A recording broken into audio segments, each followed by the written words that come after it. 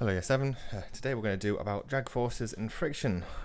Now, as we were unable to do the practical because we're at home, instead I'm going to give you a little research project to do. So, the work that you're doing today, there won't be much writing.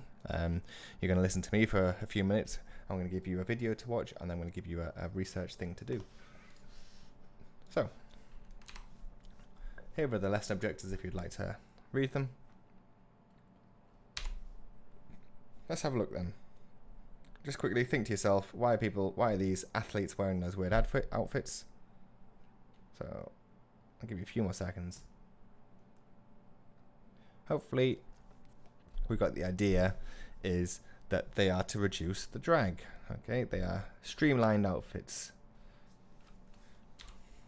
So, who's more streamlined here?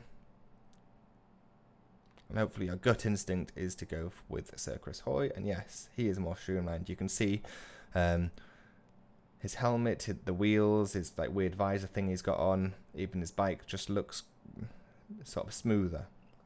Now the whole point is that drag is another term for air resistance. When you are trying to go as fast as you possibly can, air resistance will slow you down, so you've got to try and minimize that drag force as much as possible. Water and air resistance are a type of drag. When vehicles are designed, the engineers are trying to make them more streamlined to reduce this drag because it makes them more efficient. They try and do this by making their faces as small and as smooth as possible. Now think about a lorry compared to a car. A lorry's got a big flat front to it. Now that is more just to make it easier to drive, okay? Because if you've got a big vehicle, same for buses, they've got that flat front so the bus can go as close to the car in front of them as possible and the bus driver can see the bumper so he doesn't crash into it. That's because it's a big vehicle and the idea is you've got to move far forward to reduce the amount of space you take up. But if you were trying to be efficient in terms of streamlining, you'd have a nice pointy front to the vehicle. So like a car, any normal car, when you go outside and have a look, they've got like a bumper that tapers up to the windscreen, which is kind of slanted backwards. Okay, what is drag caused by? They're caused by particles hitting or rubbing against each other. So if you rub your hands together, right, so you can hear me doing that,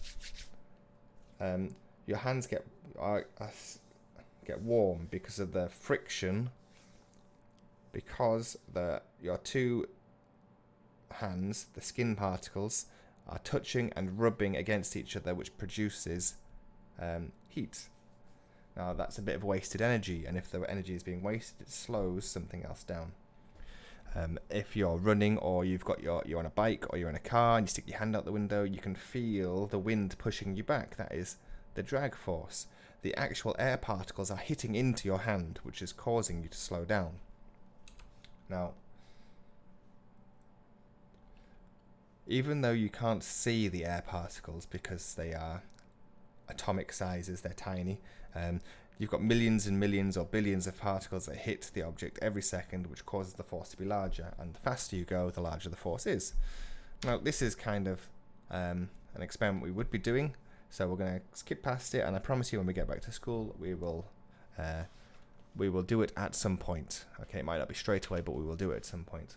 So instead, because we have got the very basics of what drag is, and if you would like a little bit more, you can always check BBC Bite Size. But what I want you to do instead is watch this video. Okay, it's about how to make planes fly faster. Okay, and it is. I think it's quite interesting. It's only 4 minutes long, and afterwards, I would like you to design your own aerodynamic plane.